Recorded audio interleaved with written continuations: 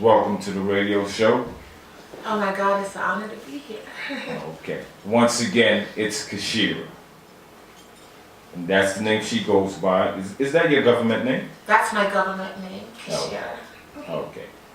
Beautiful voice. Thank you. Before we get into the interview, I want to start with asking you, what would you say is your genre of music that you are doing right now? I would say it's definitely soul with a fusion of reggae. Some would say it's reggae soul. Some would say it's world. I just do music at the end of the day, you know. So I couldn't leave reggae out of it because it's what's innate. It's innate within me. You know, I'm Jamaican. It's roots. Okay. So you're originally born in Jamaica. I was born in Jamaica. You migrated to New York. Yeah, mother and father from Jamaica, so you already know us, yeah. The realness. Okay, but before we get into the music and stuff, I'm trying to get the listeners to know a little bit more about you. Yeah. Your initial career while you were in New York was not involved in music. It was modeling, and then I worked as an accounts planner in advertising. I also bartended. You know what I mean? I do a number of things, you know, Okay. pay my bills. I did real estate at one point. Okay. When she walked into the studio, I realized, I read your bio before and it said that you were a model, but when you walked into the studio, it put two and two together, like, okay, that's her. Okay. Very tall young lady. 5'11". Okay. And then you got the heels on. And then I got the heels on, yeah. Okay. So now we're going to get to Keishera, the artist. When did you actually start doing music? Not recording music as per se, but putting pen to paper, becoming a songwriter, Yeah. and actually using your voice. Well, that was gradual. It was through encouragement and through little hiccups in life, I kind of like found my voice. So I'll talk about like when it started. It was, it's been a journey for me, and there was a point in my life where I didn't have a radio. You know, when you move out of mommy's house and you gotta move out from scratch when you have issues, and I'm like, I'm moving out, blah, blah, blah, where you kind of like leave, you know, and that was my entertainment. So I found my voice then, I would say. I started to write, because people would encourage me prior to that, because I would always sing people's songs, thinking I'm singing someone's songs, but they would, you know, tell me, no, that's not the lyrics to the song you're singing. So that's when I started. But they said, but I like what you wrote, so write that down, you know. So just little minor encouragements along the way that gave me, you know, a little positive reinforcement. So I started putting pen to paper. And there was a time where I was managed by David Pasek. At the time, he had Maxwell. And but then I didn't really know who I was, you know, I just knew I wanted to sing. So I would do stuff at like CB's gallery, remember CBGB's? Yeah. I would take my modeling pictures and go to Clicks and make up little flyers and hand them out to people just randomly on the streets. And I would get a full house at CB's gallery.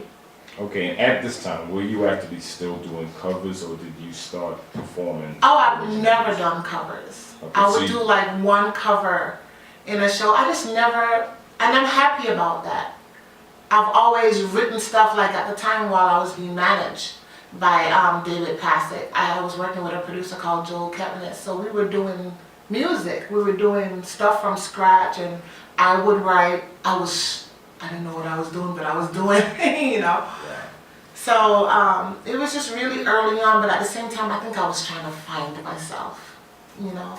So I don't think I was as seasoned. And then later on, I got the opportunity to go to Jamaica, and then the first 3 days I was in Jamaica, I went to Mr. G's studio, you know, aka Goofy, studio, and I did the Soul Food Rhythm, and I had a song on that called So Good, and that was on the radio like 3 days later with Kurt Riley put it on the radio, and within that I was like, oh wow, so that was my first journey back to Jamaica too. Okay. You know? So that kind of like set it off. Okay. Before we get into you actually going to the studio and recording, you have a very powerful voice. Yes. Who would you say, as a singer with such a powerful voice, were the singers growing up that you looked to for inspiration, emulated at home at first? Tina Turner, Tracy Chapman in terms of writing, Nina Simone. Man, I loved Whitney Houston. I was so afraid of my voice because it's so husky, you know. And she was hitting those notes, and I was like, "Oh, my voice is, you know, it's so raspy." Sade, Teddy, you know, like just certain people that my mom used to play, even country. Like my mom played a whole lot of Kenny Rogers and Willie Nelson, just anything country. Yeah, yeah. I was like, "Mom, who's that?" She was like, "You need to, that's Kenny Rogers." Yeah. Just, I love Anita Baker. Hearing Anita Baker was like, oh wow. You Okay. know? Something you just mentioned I wanted to ask you about, the raspiness in your voice. Yeah. When you first went to the studio, you first started working with producers, you made mention of it now. Yeah. Was this something that you went to the producers about, or had some type of problem at first and they had to get you out of it or tell you that it's fine? What they used to say to me was, it took me a while to open up, really, honestly. They used to get me mad. Like, whenever I got really mad, I just sang. Like, and it was like, that's what I'm talking about. But sometimes it's just like growing up and knowing you want to do something, you're not really sure. You know you want to do it, right? But you're not really sure about the journey or how to get there. So it's just one foot in front of the next foot. Hearing myself, the first couple of recordings, I was like, okay, that's kind of cool, but I wasn't extremely happy. When I decided that this is what I really wanted to do, I heard a difference in the resonance in my voice and the tone and the texture. You know who told me it was okay to sing the way how I was? Because other people would say to me, you know, you have an accent growing up, you know. The fact that I'm Jamaican and I had this Jamaican accent, not that strong, but still it was there. You know, they would want me to sing a little bit more soul, a little bit more R&B. But Ahmed Erdogan from Atlantic Records wanted to work with me. This was around the same time I went to Jamaica. And I was like, I'm gonna go to Jamaica. He was like, I'm gonna go to Paris. And when we come back, I wanna put you together with someone. And I was like, yeah, cool, right? I think I fast forward a little bit. My music got sent to him. And within 2 days, I was in his office. So that's when I was like, okay, maybe I got something here. You know what I mean? I went to Jamaica to go do whatever I needed to do, and I was supposed to come back and work with him. And then he took sick and passed away.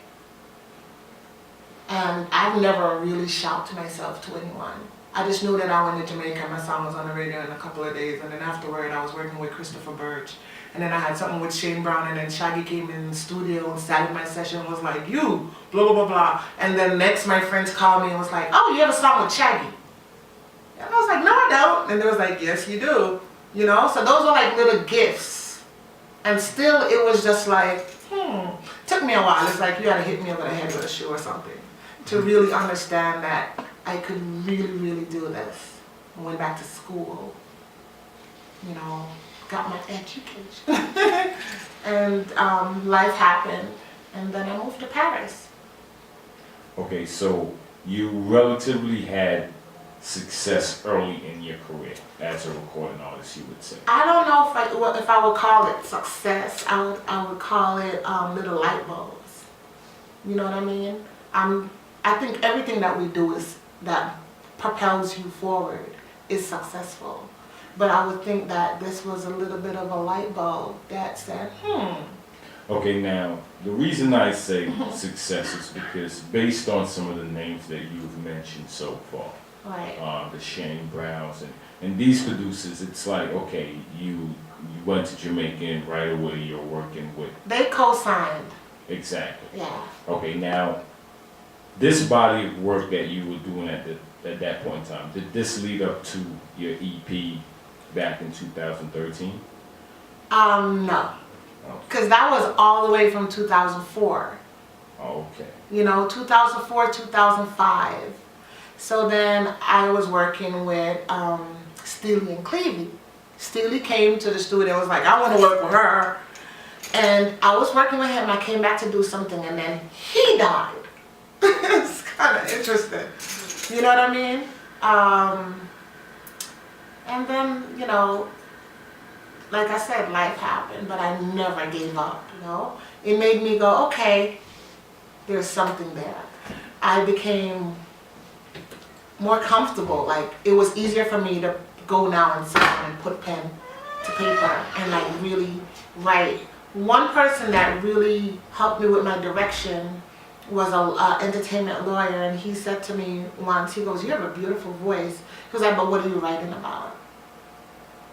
You know, is this what you're writing about, does that pertain to you, or are you just writing? You know, and then he made me look at things differently. So it's just all these people along the way. It's almost like my angels along the way that helped to shape me. Like, I don't have a manager, but I've had management. You know what I mean? Higher level, to me, management, because that's just God kind of like showing me, directing me in a sense. Okay, so you also moved on from New York, and Yes. you mentioned that you moved to Paris. I moved to Paris. That was Marlin. Okay, but now you're based in Germany. Well, I'm based between here and Germany. Okay. So, but Transatlantic. yeah. So when I moved to Germany now, the idea of me moving to Germany, a friend of mine, Kaini, The artist Kaini. the artist Kaini. Shout out to Kaini. Friends of the room. I think he went to Germany to go do a show or something. I was like, they like reggae music in Germany? And he was like, yeah, man, they love reggae music in Germany. And I was like, okay. So that kind of like, you know, piqued something in my interest. And I've always, for some reason, I've dreamt about Germany since I was a kid. I don't know why. I have recurring dreams of Germany. So when I said I was moving to Germany, I don't know, I'm talking away from the mic, I don't know. When I said that I was moving to Germany, people thought I was stupid. They thought I was crazy. They was like, why Germany? And I was like, I don't know. I felt like something was pulling me.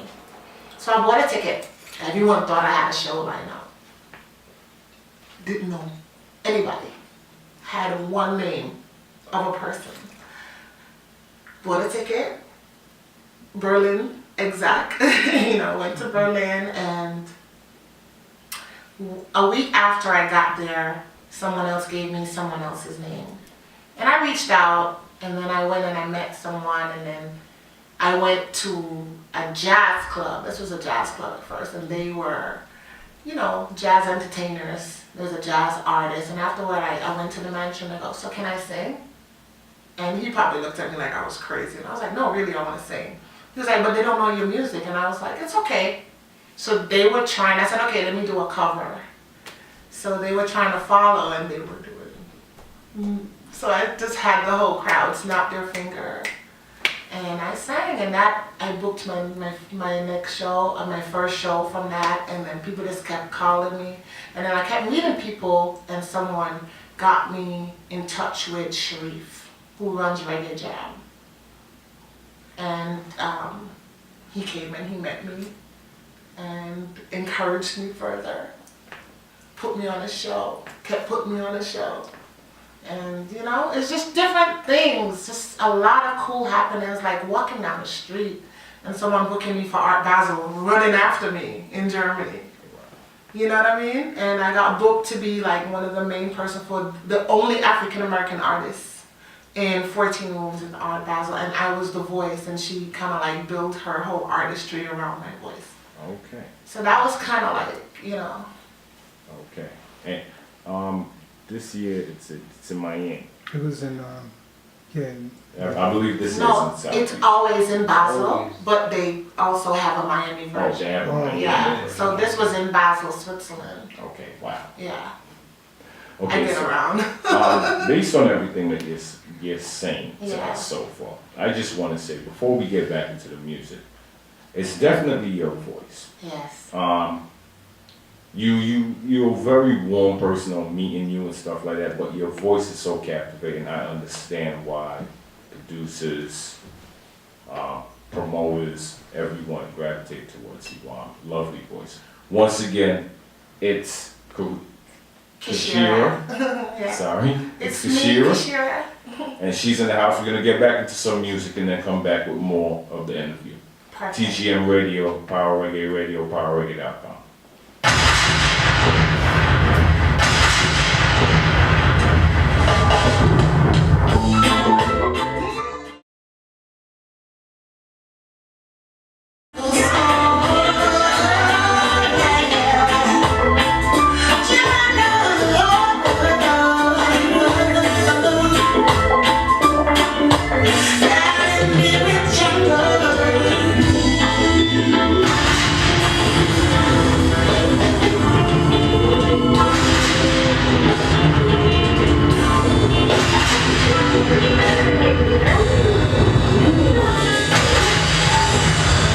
TGM Radio, Power Reggae Radio, another beautiful song. The album, It's Me, Keishera, available now. The album actually came out earlier this month, actually. Yes, it did. October 6th. Okay. And so far the music that we have been playing, all of the songs, has been off of the new album. So let's talk about the new album. It's Me, It's me, Keishera. Keishera. What went behind the name? It's simple, but it must have some meaning. What went behind the name of the album? Oh God, a lot. A lot of thought.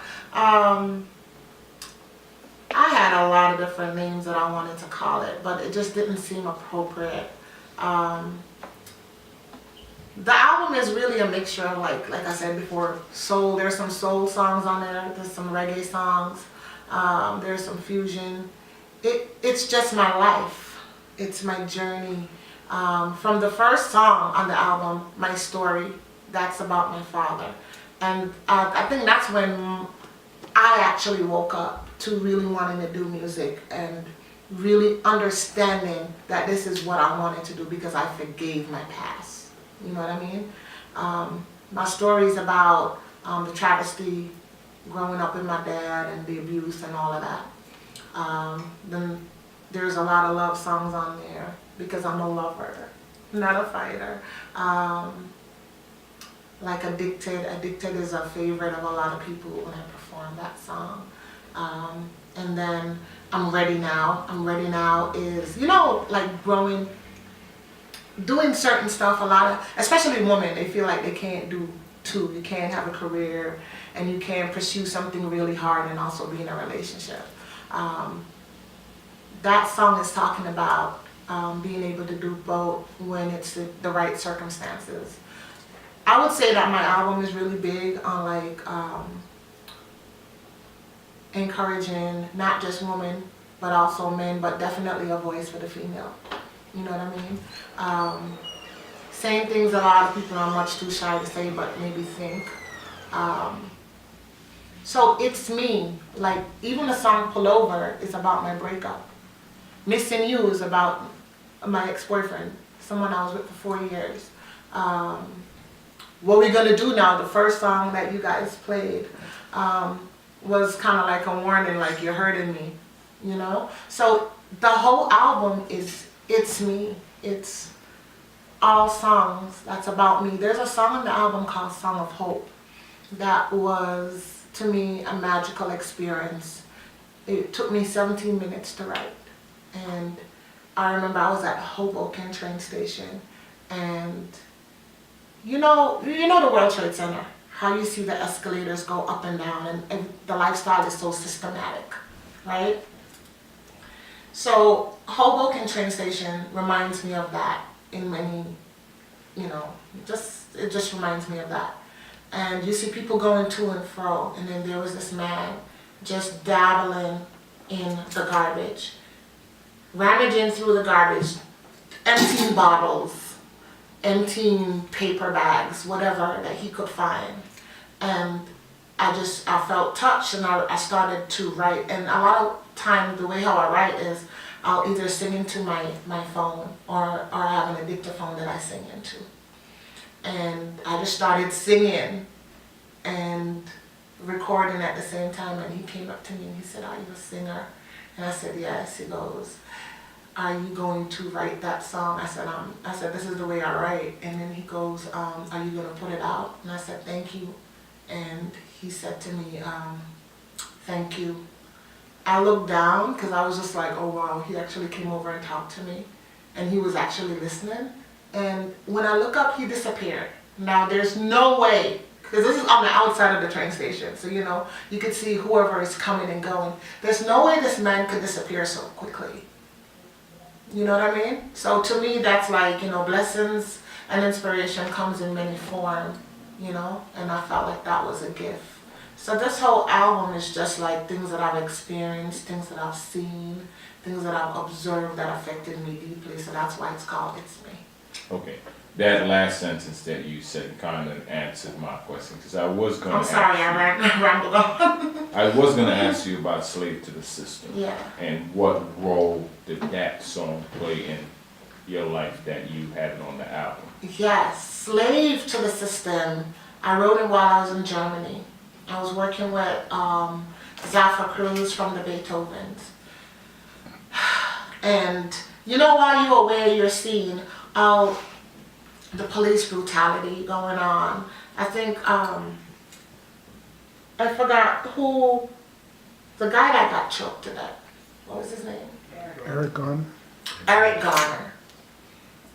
I saw that and it brought me to tears.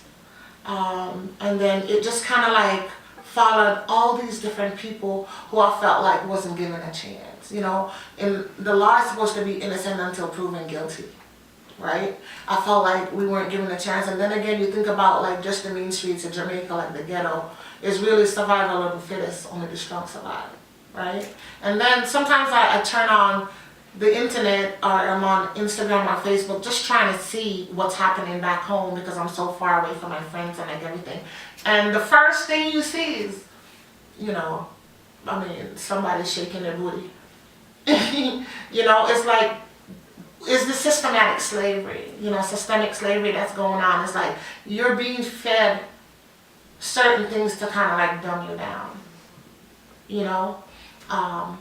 And while the real truth that a lot of us aren't woke to is happening right in front of our eyes. So that's where that song came. I felt like a lot of us are slaves to the system because we're not seeing what's upon us. We're not seeing the role that is a cycle that's happening over and over and over and over again. We really, at that point, I felt like we weren't free if we don't have a voice that can really be expressed, you know? Even right now, looking at our system, our government system and what's in place and how, you know, you can't even kneel.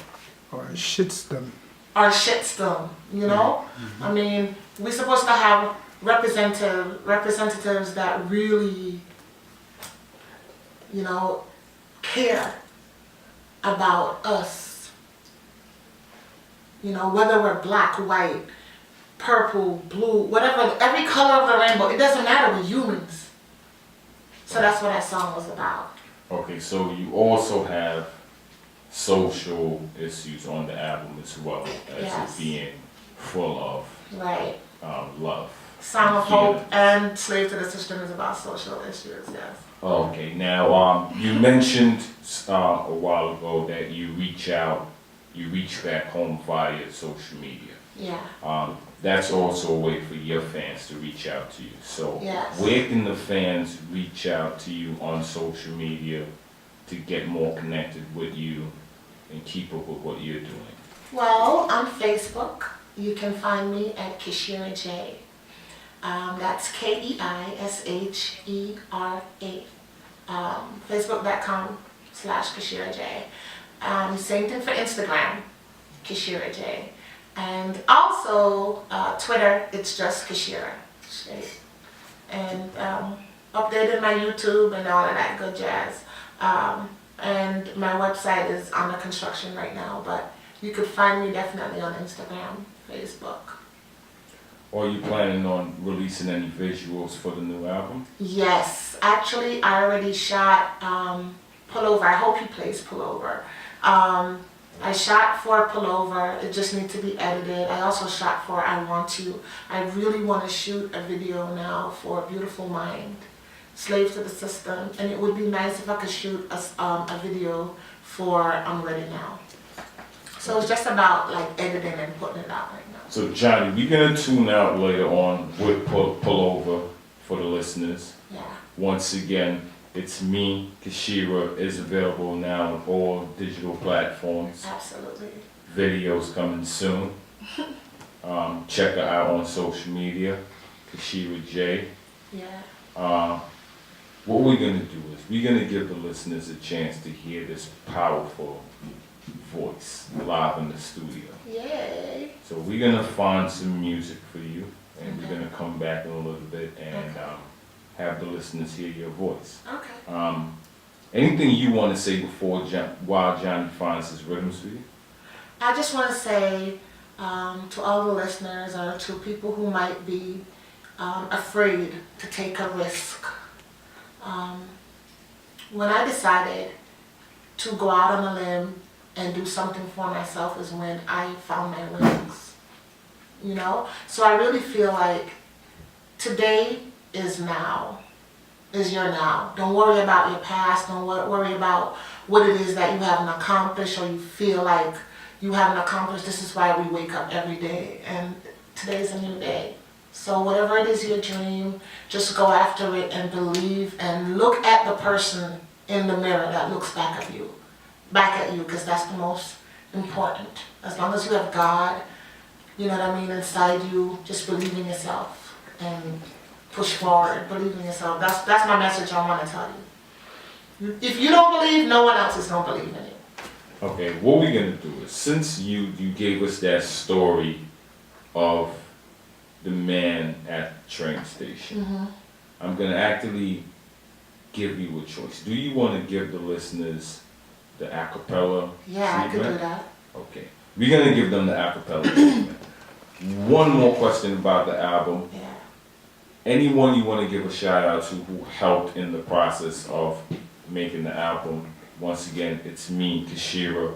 Anyone you want to give a shout out to? I want to give a shout out to John McKinley. He's the one that was behind Beautiful Mind and some of the musicians. So Zaffa Cruz from the Beethovens, Armando Colon, and Golden Child. Those are like the people. There's others that maybe I'm drawing a blank right now, but I definitely want to give a shout out to all the producers who never charged me. That's so important. Who never charged me for a record. They just believed in me and, you know, gave me the opportunity to go in. Even when they didn't know how it was going to be funded, they didn't know what was going to happen. I want to thank you. Okay. We're gonna go live and come back with that Pullover record. Another artist in the studio, so stay tuned.